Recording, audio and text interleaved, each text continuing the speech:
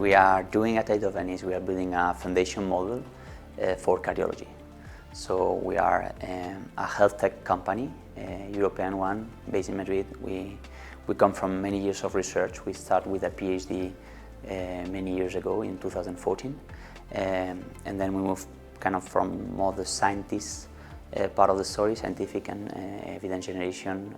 I'm a cardiologist, my co-founder, he's a telecommunication engineer, to creating that code and building a product with that code. And what we have built is an artificial intelligence platform that is cloud-based, where you can send data from hearts through an API. An API is kind of the entrance to that cloud, and we process those data with our models.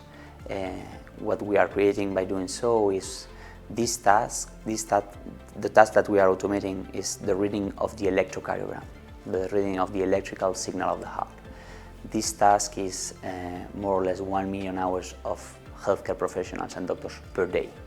That's the time that healthcare professionals are spending today reading those electrocardiograms, those EKGs, to diagnose cardiovascular diseases, which is the first cause of death worldwide. It's killing 17 million patients or human beings every year, and this is kind of the way to diagnose, the entry point to diagnose those heart diseases. So it's a repetitive task done by highly qualified humans every day, doctors, nurses, etc. And we are little by little creating an artificial intelligence that is kind of a co-pilot at the beginning, supporting those doctors, and on the long term reducing the time they are spending in a daily basis diagnosing that.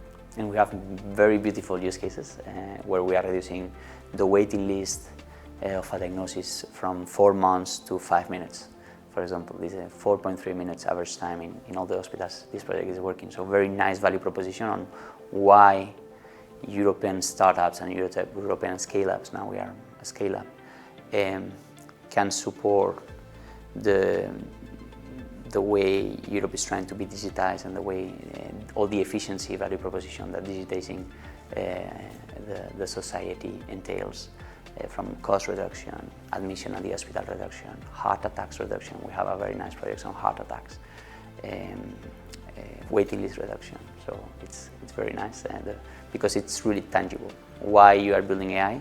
Because you are generating efficiencies at the hospital, and for those doctors that are working with us, and for those patients and the family of the patients that we are taking care of with this technology. Today we are reaching cardiologist level accuracy depending on how many patterns you want to claim. So there are many cardiac patterns. So now we are reaching a cardiologist level accuracy, the software that gets CE mark as a medical device, so software as a medical device.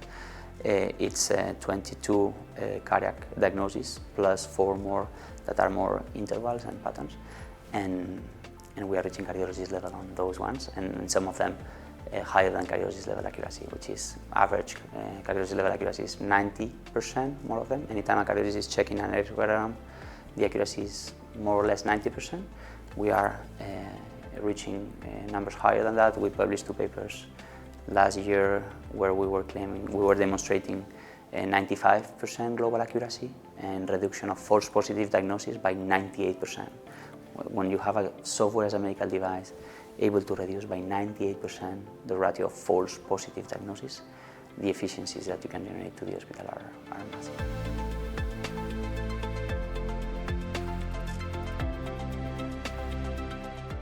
We are a health tech company. As far as data privacy and risk, we are the highest level of data privacy is healthcare data. We are high risk because we are diagnosing diseases that can kill you in the coming 2 hours, like a heart attack. So in this AI Act, I think in those intended use of those AIs that are high risk and where standards of privacy of data are highest level of security, etc., and double authentication, etc. And we have been working on that for the last 5 years, and we have learned a lot. I think there are some learnings that can be applied from how AI in healthcare is being regulated and how software as a medical device has been regulated on the last 10 years of the last 15 years, because they were thinking about all those things on how I reduce the risk of a software that I'm going to put to support diagnosis, and how can I manage the risk? How can I reduce the risk of that, right? And there is a very nice thing that I like on that, and that fits with the current AI Act, that is, you can design the product following a product study that is called risk reduction by design, which is you try to avoid high risk for the patient, or those hallucinations, let's call them, the way you design the software, right? And I think this is one of the ways where you can control the harm you can do it's just one of them, and there is many, but the harm you can do with a software that sometimes the output might not be predicted. And the reality is that almost when the technology is mature enough and the software is mature enough, the output is quite predictable. You know sensitivity, you know specificity of like how accurate false positive diagnosis, true positive diagnosis. You know what the output is going to look like because you have run those validation tests in very large data sets. Now we have more than 366,000 patients, so it's a very large data set where you are checking the accuracy and the output of the software. So at the end, there are ways, there is a lot of work for a startup, but there are ways to play the who is who on what we are regulating today at the European Parliament level, and what has been regulated for the last years on standalone softwares that are medical devices, that are autonomous softwares, treating patients when they are suffering a sudden cardiac arrest. They can give you a shock, an automated shock, without a human in the loop. So patients that are dying, they are talking to you, they suffer a sudden cardiac arrest, so they are lying on the floor, and there is a device that is able to recognize what is going on the heart and is allowed to give you a shock in a very high-risk situation, right? And this is already regulated, those kind of devices. In software as a medical device, they call them class 3 device, right? Standalone softwares. Now, how to do the same with AI is quite complex, but there is a way to, and there is many learnings from the way you were regulating those kind of softwares on the past, and those kind of hardware. It was the hardware together with the software. Now the value proposition is coming more from the software part of the story, not less than from the hardware. And that's what we are. We're a software company, and I believe healthcare is going to be enhanced, and our capacity are going to be better through the software.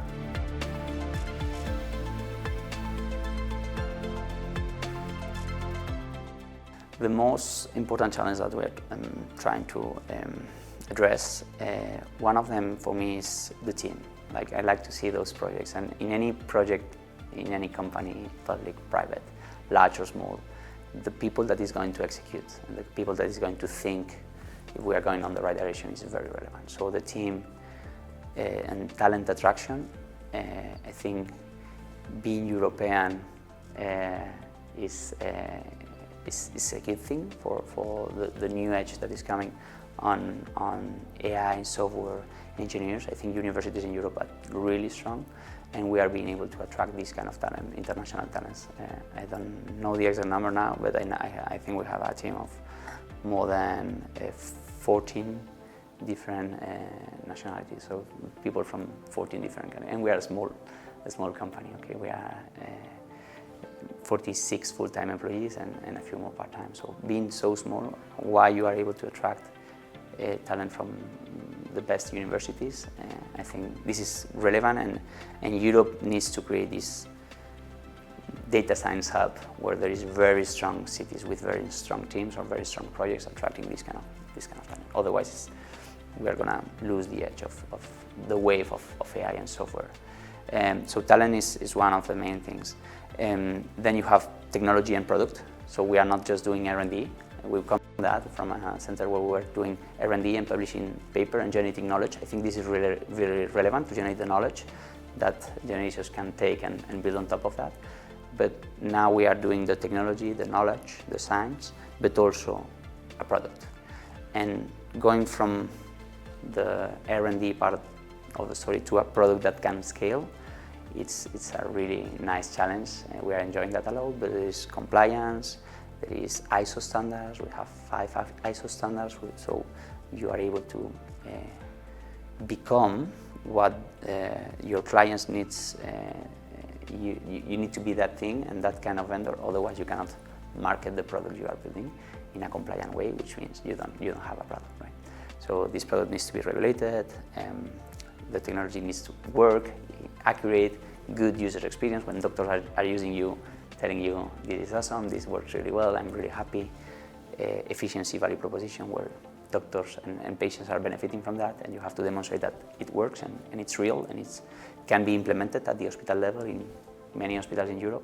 And then you have the business model, right? We are trying to be a relevant project in Europe. We have received investment from the European Innovation Council. We get the AAC Accelerator, which is one of the most prestigious grants in Europe, 6.5 million from them.